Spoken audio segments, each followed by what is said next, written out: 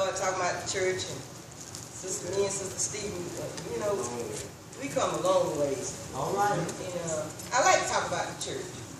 Because church is in our heart. It's not this building. It's not this building, it's your heart. And you can look at this building all day, it could be so pretty. We love our building. We're not fancy like everybody else and all these big churches, but we got big hearts. All right, it ain't about this building. It ain't about this building. It's about what you do when you come in this building. I gotta go get that lady. When you go out this building. I gotta go get a lady in the black. But I'm just gonna talk a little bit. I ain't gonna belong to China. I know y'all hot. The black lady. I know y'all hot. It's hot today. But today we are celebrating our church's 146th anniversary. I'm going to talk a little bit about the church. Church can mean those who are true Christians, but are from different groups. Church can also be a group of people who believe and worship in the same way. These groups are known as denominations. The word church can mean a building where a group of Christians worship. In Ephesians 4:15 and 16, it says that the church is a part of Christ.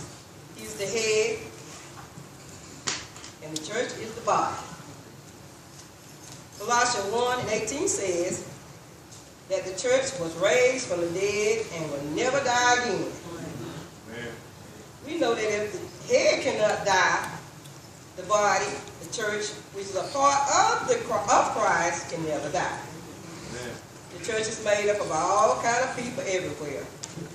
The Greek word for church means being called out of a group for a meeting.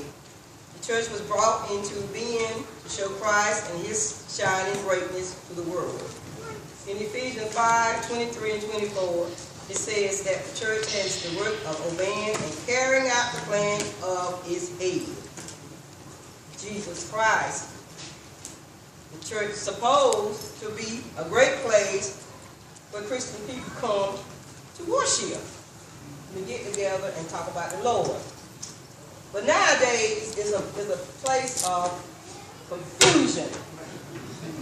People get confused. They talk about anything, and they don't talk about the Lord. They just come into church and talk, but it's not pertaining to the Lord.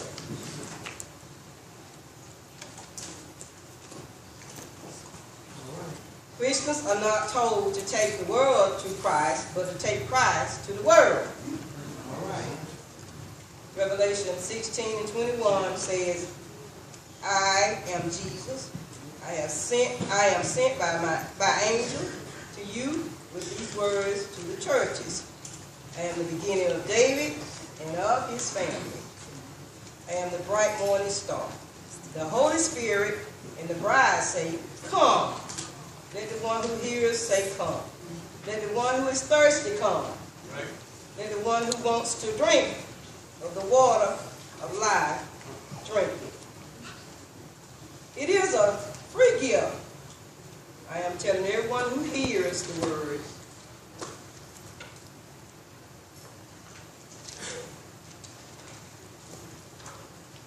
That are written in this book. If you add anything to the word or take anything away, God will, I don't have to say what he'll do and what happened. You know what will happen. It says it in the book.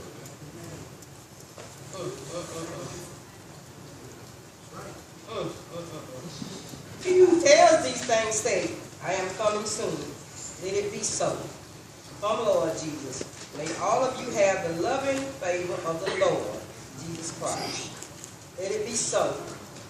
We are standing for Jesus today and standing firm. Oh, Muggy is standing for Jesus and standing firm. All right. I will not listen to a preacher today who is not preaching Jesus. All right. If he ain't preaching Jesus, I ain't going to listen to him. Amen. I don't care where he come from, who he look like, who he is, what he say. I'm not going to listen to him. If he ain't preaching Jesus, he ain't preaching. Because it ain't nothing to preach about but Jesus.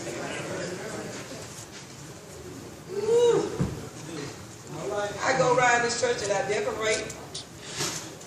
I decorate whenever we have occasions. I decorate weddings here and I decorate all kinds of stuff.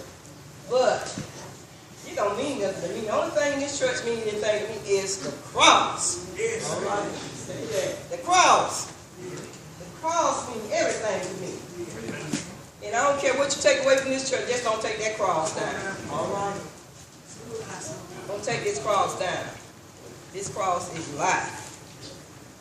To me, it's life. I don't know about nobody else.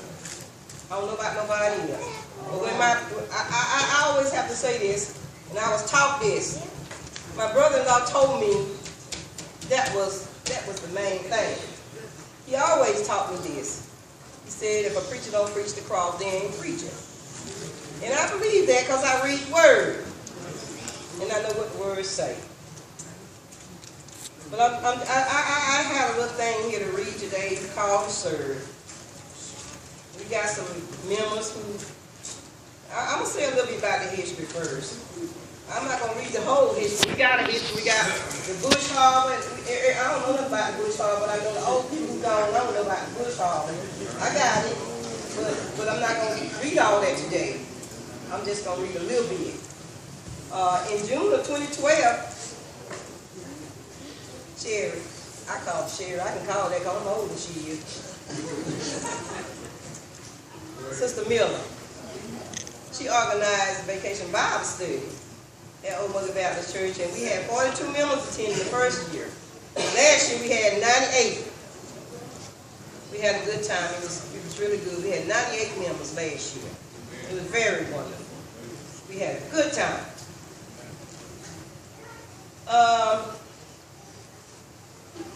In May 2015, new carnival was added in the kitchen. Old Mother Baptist Church officers presently are Deacon George Stephen, Chairman and Treasurer, and Sunday School teacher. Deacon Ernest Brown Jr., Superintendent and Yard Maintenance. Deacon Larry Clover, in charge of the network. Mother Minnie Stevens, Church Mother. Bertha Brown, Financial Secretary. Barbara Clover, Reporter, Church Decorator. Mary Brown, Food Committee. Bernadette Nelson, Custodian. Christian Clover, Secretary. Musician Bertha Brown. Bertha Bowman. And our pastor is Reverend Donald Miller. He is serving now. He has served faithfully around this church. We love Reverend Miller. And we're going to feed Reverend Miller because he's hungry now. Ready to eat now, y'all. He done served faithfully around here. We have to feed him. We have to feed him now. But he has served faithfully around here. We love you, Reverend Miller. We love you, Reverend Miller. He has been here a long time with us now, and we have come to love Reverend Miller.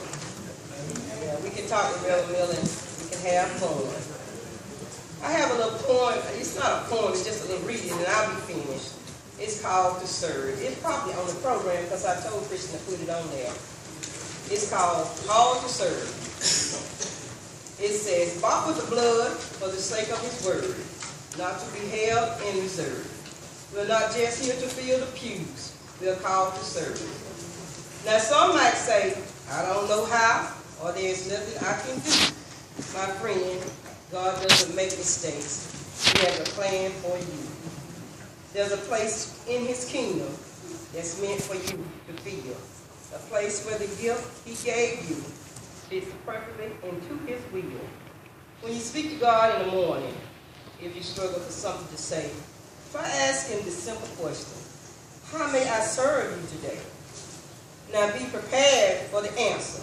Be willing to do what he asks. By maturing in faith and in knowledge, by learning and sharing his word, by loving each other as he loved us, we prove that Jesus is Lord.